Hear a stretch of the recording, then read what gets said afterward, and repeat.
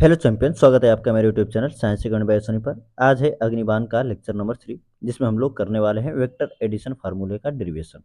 ठीक है, आइए बिना किसी देरी के स्टार्ट करते हैं। हमने पहले से ही फिगर बनाकर रख दिया है ताकि आपका समय बचे। ठीक है, इसको मैं समझाता हूँ कि ये फिगर क्या कह रहा है। मैं इसको रफली फिगर करके मैं पहले अलग से बना देता हूँ। देखिए, ये आपका एक वेक्टर ए है, वेक्टर ए जो कि ओ से लेकर पी तक है, ओ से लेकर पी तक है। एक वेक्टर आपका ये रहा बी, वेक्टर बी जो कि ओ से लेकर एस तक है।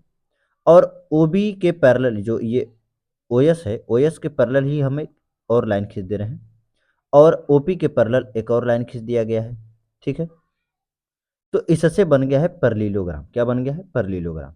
ठीक, तो इस मेथड को, जिस मेथड से हम डिराइव कर रहे हैं, इस मेथड को कहा जाता है परलीलोग्राम मेथड। ठीक ना, हमने वेक्टर में आपको पढ़ाया है कि वेक्टर एडिशन का परलीलोग्राम मेथड है।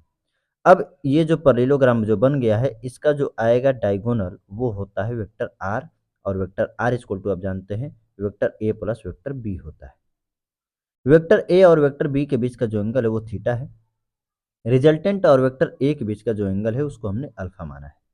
ठीक है, तो वेक्टर ए और वेक्टर बी के बीच का एंगल थीटा, और अल्फा जो है रिजल्टेंट और वेक्टर ए के बीच का एंगल है। ठीक है, तो ये रहा कॉन्सेप्ट। अब इस पर हम लोग करने वाले हैं डेरिवेशन। हमने आपको फिगर समझा दिया कि फिगर क्या कह रहा है। ठीक है, अब आगे इस डेरिवेशन को कंप्लीट करने के लिए हम एक राइट एंगल ट्रायंगल बना देते हैं। यहाँ से परपेंडिकुलर लाइन यहाँ से खींच दिया जाता है और एक लाइन यहाँ से खींच दिया गया। इसको बोला गया ई और इसको बोला गया क्यू। ये आपका फिगर है, ठीक है ना, जो कि मैंने आपको यहाँ पर बनाकर दिया है, यहाँ पर बनाकर हमने दिया है। तो इसको हम क्या करते हैं, इरेज कर देते हैं, बस समझाने के लिए ये था। आइए अब क्या करते हैं, हमें एक ट्राइंगल दिख रहा है, in triangle O E Q, O E Q की बात कर रहे हैं। और ओ ई क्यू है क्या? Right angle triangle. यह है क्या? Right angle triangle. ठीक ना, राइट एंगल ट्राइंगल हमने इसलिए बनाया ताकि हम पाइथागोरस थ्योरम का यूज कर सके। तो ये राइट एंगल ट्राइंगल में जो ओ क्यू है वो करेगा किसका काम? हाइपोटेनस का काम। और ओ ई जो है वो बेस होगा, ओ ई जो है आपका बेस होगा, और क्यू ई जो है वो परपेंडिकुलर का काम करेगा। ठीक है, तो ओ क्यू का स्क्वायर इक्वल टू ओ ई का स्क्वायर प्लस ओ ई का स्क्वायर हो गया। ओ क्यू स्क्वायर को रहने दें। ओ ई को हम क्या लिख सकते हैं? ओ ई को लिखा जा सकता है O P plus P E का whole square, O P plus P E का होल स्क्वायर। और आगे बच गया आपका क्या? क्यू ई का स्क्वायर। ठीक है, तो ये ए प्लस बी का होल स्क्वायर अगर हो गया तो ओ क्यू का स्क्वायर रहने दीजिए, इसको ए प्लस बी का होल स्क्वायर पे फैलाइए। तो ओ पी का स्क्वायर प्लस पी ई का square plus two A B, तो two into O P into P E. ठीक है, और प्लस आपका क्या हो गया? क्यू ई का square. O P equal to तो हमें पता है कि वो है ए की value. O S equal to भी हमें पता है कि वो है बी की वैल्यू, और ओ एस इक्वल होता है किसके? आपके पी क्यू के। तो पी क्यू की वैल्यू भी हमें पता है। लेकिन यहाँ पर जो आ रहा है पीई, इस पीई की वैल्यू हमें नहीं पता है। ठीक है, तो हम पीई की वैल्यू कैसे निकालेंगे? अगर ये पूरा एंगल थीटा है तो ये भी एंगल आपका हो जाएगा थीटा। ठीक है, तो अगर मैं कॉस थीटा की हेल्प लूँ, कॉस थीटा इक्वल टू होता है बेस अपान हाइपोटेनस। तो बेस है आपका पीई और हाइपोटेनस का काम करेगा पी क्यू। क्या करेगा? P Q. ठीक है, तो मैं पीई इक्वल टू क्या लिख सकता हूँ? पीई इक्वल टू लिख सकता हूँ P Q into cos theta. ठीक है, तो मैं अब यहाँ पर जो कि मैं इसको इक्वेशन 1 मान ले रहा हूँ, इक्वेशन 1 में मैं रखूंगा इसको। तो इक्वेशन 1 में है क्या? ओ क्यू का square equal to O P का स्क्वायर प्लस पीई। पीई की जगह पे मैं लिख सकता हूँ पी क्यू कॉस थीटा का होल स्क्वायर। ठीक है ना, पीई की जगह मैं क्या लिख सकता हूँ? पी क्यू कॉस थीटा का होल स्क्वायर। ठीक है, प्लस यहाँ पर देखिए टू ओपी है, तो ओपी की तो वैल्यू पता है, कोई कुछ नहीं करेंगे, ओपी को रहने देंगे।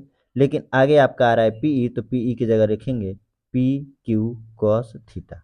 ठीक है, यहाँ पर एक है क्यू इंटू ई। क्यू ई की वैल्यू भी हमें नहीं पता है, तो हम यहाँ से क्यू ई की भी वैल्यू निकालेंगे, यहीं पर निकाल लेते हैं। आइए, तो क्यू ई की वैल्यू निकालने के लिए हम हेल्प लेंगे साइन थीटा की। तो साइन थीटा इक्वल टू क्या होता है? परपेंडिकुलर अपॉन हाइपोटेनस, यानी कि क्यू इंटू ई अपॉन हाइपोटेनस है आपका पी क्यू। तो क्यू ई इक्वल टू आपको क्या मिल रहा है? P Q into sine theta. ठीक है ना, इसकी वैल्यू यहाँ पर रखिए। तो पी क्यू की जगह रखेंगे, क्यू ई की जगह रखेंगे पी क्यू साइन थीटा का होल स्क्वायर। ठीक है, तो यहाँ पर बच गया क्या, ओपी का स्क्वायर। यहाँ पर देखिए पी क्यू का स्क्वायर कॉस स्क्वायर थीटा होगा, और यहाँ से लाएंगे पी क्यू का स्क्वायर साइन स्क्वायर थीटा, और आगे आपका क्या बच गया, 2 × OP × PQ कॉस थीटा। ठीक है, तो ओपी के स्क्वायर को भी रहने देते हैं, इन दोनों में से sine P Q square common ले लेते हैं, तो ब्रैकेट में क्या बच जाएगा, cos square theta plus sine square theta, और आगे क्या बच गया, 2.OP.PQ कॉस थीटा। इसकी वैल्यू तो हो जाएगी 1। तो बताइए ओपी इक्वल टू क्या है, ओपी इक्वल टू है ए यानी ए का square, P Q equal to क्या है, तो पी क्यू इक्वल टू है बी यानी बी का स्क्वायर, और इसकी वैल्यू हो गई 1। 2 × OP की वैल्यू ए और पी क्यू की वैल्यू बी, और ये रहा कॉस थीटा, और ओ क्यू है क्या, रिजल्टेंट यानी कि आर का स्क्वायर, आर का स्क्वायर, यानी आर इक्वल टू हमें मिल गया A square plus B square plus 2AB cos theta. ठीक है, ये आपका फार्मूला हो गया किसका, रिजल्टेंट का, किसका फार्मूला हो गया, रिजल्टेंट का। अभी हमें निकालना है डायरेक्शन। डायरेक्शन क्या, कि ये जो अल्फा है ना, अल्फा ये रिजल्टेंट ए से कितना डिग्री एंगल बना रहा है, तो हम अल्फा को निकालने के लिए लेंगे टेन अल्फा, और टेन अल्फा इक्वल टू, यानी टेन इक्वल टू होता है परपेंडिकुलर अपान बेस, तो परपेंडिकुलर आपका ये हो जाएगा क्यू ई, ये हो जाएगा क्यू ई, और बेस आपका हो जाएगा ओ ई, तो क्यू ई अपान ओ ई, क्यू ई अपान ओ ई। ठीक है, क्यू ई की वैल्यू हम निकाल चुके हैं यहाँ पर देखिए, और ओ ई को लिखा जा सकता है O P plus P E, Q E को रहने दीजिए, ओ ई को लिखा जा सकता है O P plus P into ई।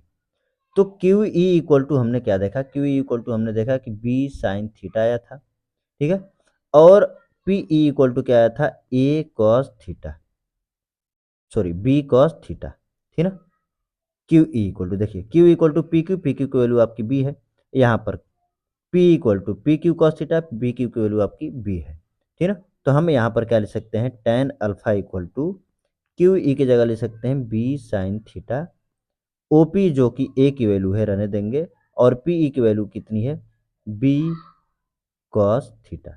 ये आपका आ गया टेन अल्फा, यानी कि ए से कितना एंगल बनेगा, ए से कितना एंगल बनेगा वो आपका ये आ गया।